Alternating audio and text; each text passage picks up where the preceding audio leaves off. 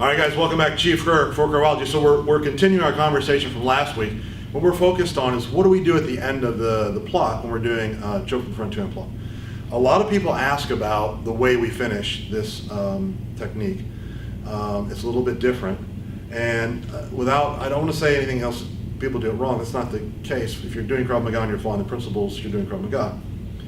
My experience with this, especially when I was younger, is I would kick people in the groin, and as I tried to transition from the kick in, I would get sort of thwarted because they're locking down from being kicked in the groin. Then I realized this: in every technique, there is an element of the technique that can essentially be scripted, in the sense that someone's attacking you, and because they're attacking you, particularly if you're talking about chokes, they give you access to their hands, right? Or they give you access to the attack or to the danger. And so you're able to put them in that position, you're able to make a defense of some kind, and in doing that, you're addressing the danger. You might even, if you're quick enough, get to the point that you counterattack. But in between addressing the danger and counterattacking, or when you counterattack and you hook up with them in one of those two spots, there's going to have to be some room created for the person who is attacking to respond to what you've done. And so if you script it any more than that, and it becomes a rote process, you're going to run into trouble. So we're going to talk a little bit about why we do choke in the front two-hand pluck, and where that demarcation line is in this technique. So I'm going to bring James in again. Come on in, James. So this time we've talked about the pluck last week. I get a choke coming on. What we like to do is we like to dive deep. I'm going to make the stomp like we always do, and you stomp about the width of your shoe. Don't go forward. Don't go way out. You don't need any of that. I'm just basically doing this, and I'm lining my foot up. Right? Don't over-engineer. So I go deep. I stomp. As I stomp, I make this motion. It's hard to do slowly. I withdraw my hands back this way, and I make this motion. Right? We do not do this. We don't have any version of that. See, he's already blocking. Right? We don't do a version where I block, I kick, and I try to shift to the side. Because if I shift to the side and he's locked down, these hands are on me, I'm not able to shift. Right? The other issue is, if I want to make an attack, or a counterattack in this case, what are the potential things that could happen if James gets kicked in the groin? One is he locks down and comes forward, hips go back. Another one, he looks at you like nothing's happened at all. A third one is that he bails left, right, or straight back. Right?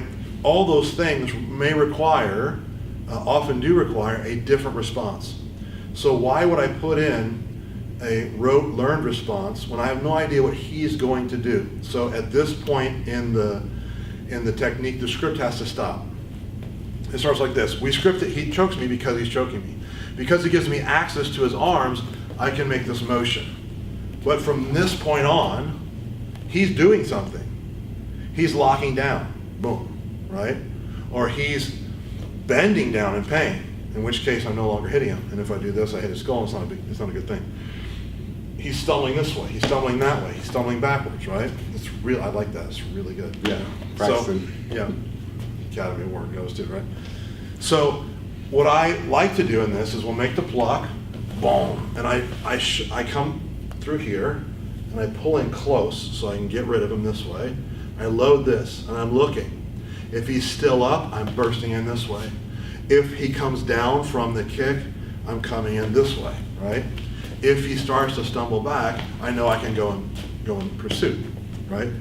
So the purpose of this sort of concept is, one, to create awareness in you as someone who does Krav Maga that there's a point in each technique where the scripting has to stop, and you have to have the capacity to react to your attacker's response, either to your addressing of the danger or to your first counterattack, right? When they're hooked on you like this, it becomes even more relevant. So think about that. So as I make this motion, I'm doing this, boom, and I'm coming back to this position, and now I'm in position to go forward, I'm in position to make a knee, I'm in position to make a punch, I'm in position to make mouth of the hand, I'm in position if I want to, and they come forward to brace and go into control.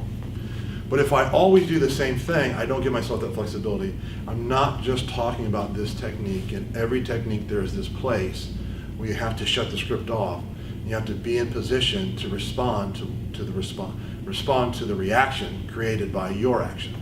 I hope that makes sense to you, right? Because I said respond and reaction a lot, but I think you get it.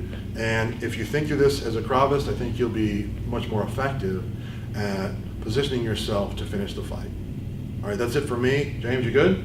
All right, as always, walk in peace.